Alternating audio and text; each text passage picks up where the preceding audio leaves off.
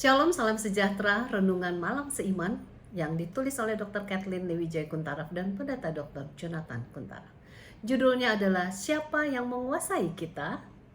Apakah kamu tidak tahu bahwa apabila kamu menyerahkan dirimu kepada seseorang sebagai hamba untuk mentaatinya, kamu adalah hamba orang itu yang harus kamu taati, baik dalam dosa yang memimpin kamu kepada kematian maupun dalam ketaatan yang memimpin kamu kepada kebenaran. Roma 6 ayat 16.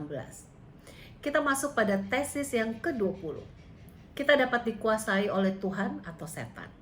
Satu-satunya kuasa yang kita miliki ialah hak untuk memilih siapakah yang akan menguasai kehidupan kita. Masing-masing kita bisa memilih untuk tidak memihak dengan perkataan lain, berada di garis tengah. Misalnya, tidak memihak dalam dunia politik, berada dalam kelas menengah secara perekonomian, mempunyai kecerdasan yang rata-rata, memiliki sifat yang cukup menarik, dan sebagainya. Namun, dalam hal siapa yang akan menguasai kehidupan kita, jelas tidak ada pilihan untuk berada di garis tengah.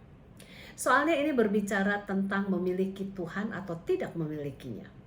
Sebab itu ayat inti di atas menyebutkan adanya dua pilihan. Dosa yang membawa kematian atau penurutan yang membawa kepada kebenaran. Hanya itu sajalah pilihan kita. Yesus berkata dalam Lukas 11 ayat 23, "Siapa yang tidak bersama aku, ia melawan aku." Ellen G. White menuliskan dalam buku The Desire of Ages halaman 324, kecuali kita menyerahkan diri kita di bawah kekuasaan Kristus, kita akan didominasi oleh kuasa jahat. Kemudian kalau kita baca dalam buku yang sama halaman 466 dikatakan, setiap jiwa yang menolak untuk menyerahkan dirinya kepada Allah berada dalam kuasa yang lain. Dia tidak lagi memiliki dirinya sendiri. Dia bisa berbicara soal kebebasan, tetapi sesungguhnya adalah seorang budak.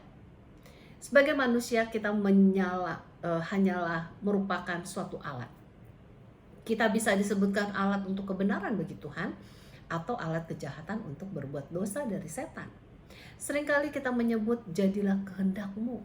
Namun dalam kenyataan bukan kehendak Tuhan yang kita lakukan dalam kehidupan kita. Apakah Anda sadar bahwa Anda hanya merupakan suatu alat? Kegunaan alat itu tergantung kepada siapa yang mengontrolnya. Misalnya, alat musik biola dapat mendengungkan lagu yang merdu, namun dapat juga bikin Anda menderita kepala pusing mendengarkannya. Itu semua tergantung kepada siapa yang memainkan biola tersebut. Semoga kita dapat menjadi alat Tuhan yang membawakan kebenaran yang mulia, yang sedap didengar orang dan memuliakan nama Tuhan. Kiranya Tuhan memberkati.